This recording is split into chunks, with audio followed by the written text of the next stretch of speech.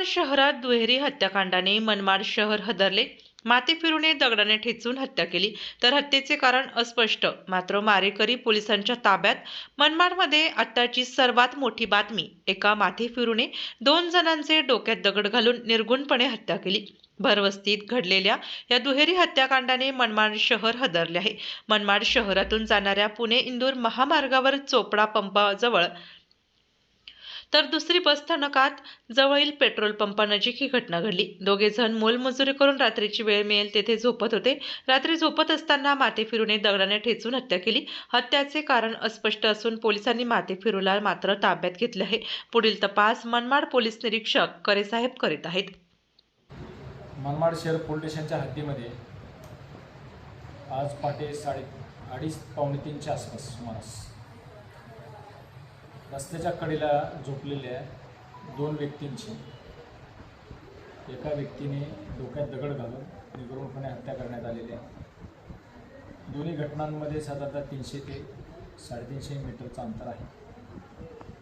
पहिली घटना केल्यानंतर जे HP पेट्रोल पंप आहे नगीना मशीदपासून 100-150 मीटरच्या अंतरावरती मालेगावकडे जाणाऱ्या वाहिनीवरती, त्या ठिकाणी जेव्हा तो त्या झोपलेल्या मयत व्यक्तीच्या डोक्यात दगड घालत होता त्यावेळेस त्या ठिकाणून जाणाऱ्या 2 त्या 3 प्रत्यक्षदर्शी साक्षीदारांनी त्याला हटकलं आणि त्याला ते कृत्य करण्यापासून थांबवण्याचा प्रयत्न केला। त्यांच्या अंगावर पण तो दगड घेऊन धावल्यानंतर ते डायरेक्ट पळत आले पोलीस स्टेशनला। पोलीस स्टेशनवरून ठाणे अंमलदार डायल 112च्या कर्मचाऱ्यांनी रात्रग्रस्त पाळीचे गाडीवरील अधिकारी कर्मचारी या ठिकाणी गेले।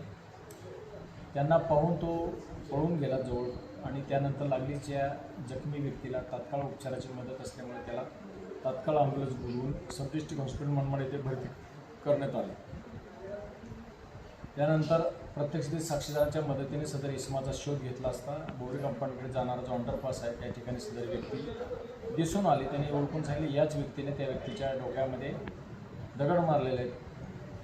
पोलीस पथकाला पाहताच त्यांनी पोलिसांच्या दिशेने दगड मारायचा प्रयत्न केला, दगड मारलेही। पोलीस गाडीमध्ये फायबरच्या ज्या ढाली असतात त्या ढालीचा वापर करून त्याच्या जवळ जाऊन त्याला ताब्यात घेतलं। त्याला उपचारकामी सब डिस्ट्रिक्ट हॉस्पिटलला भरती करण्यात आलं। मीनवाईल जो जखमी इसम होता त्याला मालेगाव येथे उपचाराकरता रेफर करण्यात आलं। 2 पोलीस कर्मचाऱ्यांना त्यांच्यासोबत पाठवण्यात आलं होतं आणि दरम्यान रस्त्यातच त्याने पोहोचण्या अगोदरच त्याच्या डेथ झाली। हे चालू असतानाच सकाळी 6:30च्या आसपास भारत पेट्रोलियमच्या बाजूला बसस्टँडच्या भिंतीलगत एका झोपलेल्या इसमाचा अशाच प्रकारे डोक्यात दगड घालून खून करण्यात आल्याबाबत माहिती मिळाली। त्यानंतर त्याही व्यक्तीचं बघितलं तर त्याच्याही डोक्यातच दगड घातलेला होता। त्यावरून एकाच व्यक्तीने दोन्ही घटना केलेल्या असून त्या संबंधी मनमाड शहर पोलीस स्टेशनला खुनाचा गुन्हा दाखल करण्यात आलेला आहे। तपास चालू आहे। सदर व्यक्तीला सब डिस्ट्रिक्ट हॉस्पिटल येथे जाऊन विचारपूस केली असता त्याची जे असंबंध बोलणं होतं त्यावरून त्याच्याबद्दल मानसिकरित्या तो सक्षम आहे किंवा नाही याबाबत खातरजमा होत नसल्याने त्याची वैद्यकीय तपासणी करून मान्य न्यायालयासमोर हजर करण्यात आलं। मान्य न्यायालयाने जिल्हा शल्य चिकित्सक नाशिक यांना आदेश केला असून त्या ठिकाणचे असलेले डॉक्टर पाटील यांची संपर्क साधला असता सायकेट्रिकची टेस्ट करणारे किंवा त्या विभागाचे डॉक्टर हे आता अवेलेबल नसल्याकारणाने उद्या रोजी त्याची टेस्ट करण्याची